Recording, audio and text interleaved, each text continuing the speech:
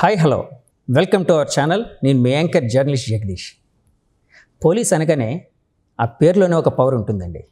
అంటే చాలామంది పోలీస్ ఆఫీసర్లు విశాఖపట్నం వస్తూ ఉంటారు, వెళ్తూ ఉంటారండి.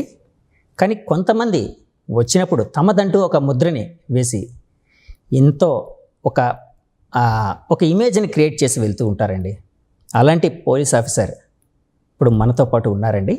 ఆయనే నన్ అదర్ దెన్ విశాఖపట్నం కమిషనర్గా ఉన్న సంకభద్ర బాగ్చి గారు. ఆయన విశాఖపట్నం వచ్చి 1.5 years అయింది. కానీ తనదంటూ ఒక ముద్రని క్రియేట్ చేస్తూ జనంతో మమేకం అవుతూ ఉన్నారండి. సో ఆయన మన గెస్ట్గా ఉన్నారు. ఆయనతో మాట్లాడి కొన్ని విషయాలు తెలుసుకునే ప్రయత్నం అయితే చేద్దామండి. సార్ నమస్తే అండి. నమస్తే సార్. యాక్చువల్గా సినిమాలకి సంబంధించి చాలాసార్లు అంటే హీరోలకి చెప్తూ ఉంటారు, డాక్టర్ కాబోయి హీరో అయ్యాను అని, డాక్టర్ కాబోయి యాక్టర్ అయ్యానని. మీరు డాక్టర్ అయ్యి ఐపీఎస్ అయ్యారు. ఏంటి సార్ ఆ ఇన్స్పిరేషన్ ఏంటి సార్? యాక్చువల్గా దానికి ఏమైనా బలమైన కారణం ఏదైనా ఉందా?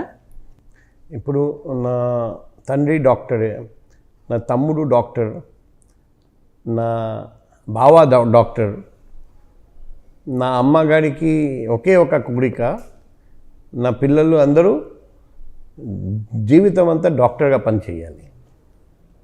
సో నేను కూడా ఎంబీబీఎస్ చేసి అందులో నాకు triple gold medalist, triple honours వచ్చింది.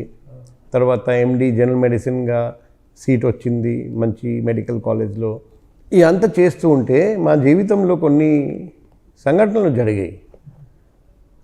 ఆ బలమైన కారణాలు ఉన్నాయి. అందుకే నేను మెడికల్ ప్రొఫెషన్ మీద అపారమైన ప్రేమ ఉన్నప్పుడు కూడా ఐపీఎస్ జాయిన్ చేయడానికి నిర్ణయం తీసుకున్నాను. సార్ అంటే బలమైన కారణాలు అంటే ఏదైనా ఐపీఎస్ ఐఏఎస్ అనేది అంటే చాలామంది చదువుకునే వాళ్ళు వాళ్ళకి ఒక డ్రీము అట్లా అవ్వాలి ఇలా అని. ఎందుకంటే మన దగ్గర ఎంతోమంది యూపీఎస్సీకి క్రాక్ చేయడానికి ట్రై చేస్తూ ఉంటారు, అటెంప్ట్స్ చేస్తూ ఉంటారు. కానీ కొద్దిమందికి మాత్రమే అదృష్టం అనేది ఉంటుంది.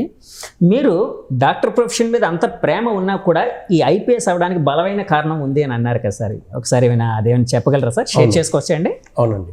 సో ఇప్పుడు నేను మెడికల్ కాలేజ్లో ఇంటర్న్షిప్ చేస్తూ ఉండగా జనరల్ మెడిసిన్ డిపార్ట్మెంట్లో ఒకరోజు రాత్రి ఒక సంఘటన జరిగింది. రాత్రి అప్పుడు 10 అనుకుంటా, నేను చూసాను ఒక పేషెంట్కి బ్లడ్ ట్రాన్స్ఫ్యూషన్ ఇవ్వడం జరుగుతుంది. రౌండ్ పూర్తి అయిన తర్వాత మళ్ళీ వచ్చి చూస్తే ఆ పేషెంట్ చనిపోయి ఉన్నాడు. నాకు అనుమానం వచ్చింది. దగ్గరికి వెళ్ళి చూస్తే ఒకటి ఏ బ్యాగ్ నుండి బ్లడ్ వెళ్తుంది, అది ఒక ప్రైవేట్ బ్లడ్ బ్యాంక్ నుండి తెచ్చాడు. ఓకే. అది ప్రభుత్వ ఆసుపత్రి, ప్రభుత్వ బ్లడ్ బ్యాంక్, ప్రభుత్వ ఆసుపత్రి. అవునండి. అది ప్రైవేట్ బ్లడ్ బ్యాంక్ నుండి బ్లడ్ తీసుకురావడానికి అవసరమే లేదు. గవర్నమెంట్ బ్లడ్ బ్యాంక్ ఉంది. నెంబర్ 2, ఆ బ్లడ్ ఎక్స్పైర్ అయిపోయింది. ఎక్స్పైర్ అయిపోయిన బ్లడ్ మనం ఎప్పుడూ ఇవ్వకూడదు. ఓకే. అప్పుడు నాకు అనిపించింది ఏదో ఒక మూఠ ఉంది, కుట్ర ఉంది. అందుకే పేద పేషెంట్స్కి మిస్లీడ్ చేసి ప్రైవేట్ బ్లడ్ బ్యాంక్ నుండి బ్లడ్ తీసుకురావాలని బలవంతం చేసి తర్వాత వాళ్లకు తెలియకుండా ఎక్స్పైర్డ్ బ్లడ్ ఇచ్చేసి దానివల్ల ఇటువంటి పేషెంట్స్ ఇంతకుముందు కూడా చనిపోయి ఉండొచ్చు, మాకు తెలియదు, భవిష్యత్తులో కూడా చనిపోతారు. ఇది ఖచ్చితంగా అరికట్టాలి, లోతు వరకు విచారించాలి, దర్యాప్తు చేయాలి. అందుకే నేను ఇమీడియట్గా ఆ బ్లడ్ బ్యాగ్ ఫ్రిడ్జ్లో పెట్టి లాక్ చేసి రేపు పోలీస్ స్టేషన్ వెళ్ళి కంప్లైంట్ ఇస్తాము, ఎఫ్ఐఆర్ ఇష్యూ చేయిస్తాము.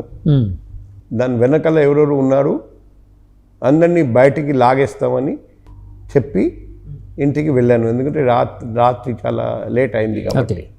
మరుసటి రోజు పొద్దున వచ్చి చూస్తే ఫ్రిడ్జ్ ఉంది కానీ బ్లడ్ లేదు. మొత్తం బాగా క్లీన్గా ఎవరు మొత్తం క్లీనింగ్ చేసేసారు. ఆ కాన్స్పిరసీ బయటపడకుండా ఉండవు. అవునండి. అప్పుడు అందరితో అడిగితే ఎవరు ముందుకు రాలే. ఏం జరిగింది, ఏం కథ, సార్ మాకు ఏమీ తెలియదు అంటారు.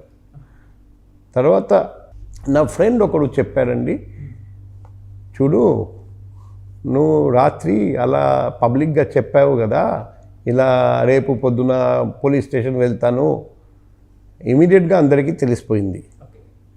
ఈ ప్రైవేట్ బ్లడ్ బ్యాంక్ వచ్చేసి medicine, general medicine department head of the department doctor, ఆయనది బేనామీ ప్రాపర్టీ. ఆయన ఇలాగే చేస్తారు, ఇలాగే బెనిఫిట్ పొందుతారు. ఇప్పుడు అంతా అందరికీ తెలిసిపోతుందని భయంతో నువ్వు వెళ్ళిపోయిన వెంటనే అతను పరిగెత్తి వచ్చి మొత్తం క్లీన్ చేసి ఈ విషయం బయట ఎవరికి తెలియకూడదని ఆదేశాలు జారీ చేసి వెళ్ళారు. కాబట్టి నువ్వు మర్చిపో, నీ దగ్గర ఎవిడెన్స్ కూడా లేదు, నువ్వు ప్రూఫ్ చేయాలంటే నువ్వు ఎలా ప్రూఫ్ చేస్తావు? నాకు అప్పుడు అనిపించింది, అప్పుడు వరకు నేను అనుకున్నాను మెడికల్ ప్రొఫెషన్ చాలా నోబెల్ ప్రొఫెషన్, జీవితం అంతా పబ్లిక్కి సేవ చేయాలి, సాయం చేయాలి, అందరూ నోబెల్ సోల్స్ డాక్టర్స్. అప్పుడు అర్థమైంది ఇటువంటి ప్రొఫెషన్లో కూడా ఇటువంటి అవినీతి ఉంది. నేను అనుకున్నాను, నేను పోలీస్ డిపార్ట్మెంట్లో ఉంటే డాక్టర్స్గా ఎవరు ఇలా అవినీతికి పాల్పడుతున్నారు, అందరి మీద యాక్షన్ తీసుకోవచ్చు అని నాకు ఫస్ట్ టైం అనిపించింది. తర్వాత ఇంకొక సంఘటన జరిగింది. నాకు మొదటిసారి ఓటు హక్కు వినియోగించడానికి అవకాశం వచ్చింది. కాల్కటా నగరంలో నడిబొడ్డున ఆర్లీ మార్నింగ్, పొద్దున నుండి మేమందరం కుటుంబ సభ్యులు మేమందరం నిల్చొని ఉన్నాం క్యూలో. టోటల్ 15 మంది మేము, అది జాయింట్ ఫ్యామిలీ. ఓకే. ఆకస్మికంగా మా కాలనీలో నివసిస్తున్న ఒక రాజకీయ నాయకుడు మా వైపు వచ్చారండి.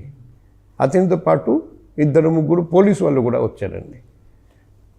అతను వచ్చి ఫస్ట్ మా నాన్నమ్మ గారికి, అమ్మ నువ్వు ఇంటికి వెళ్ళిపోవాలి, నీ ఓటు మేమే వేస్తాం. తర్వాత నా నాన్నమ్మ గారికి 6 మంది కొడుకులు. సో అందరూ భార్యతో కలిసి వచ్చారండి. తర్వాత నేను, నా కజిన్ చెల్లి ఒకడు, మొత్తం 15 మంది. అందరికీ వెళ్ళి అదే చెప్పడం, నువ్వు నా పార్టీకి మద్దతు ఇస్తావని నమ్మకం లేదు, కాబట్టి ఈ 15 ఓట్స్ మేమే వేస్తాం. సో రిగ్గింగ్ చేస్తామని వాళ్ళే చెప్తారు, వాళ్ళు చెప్పేస్తారు.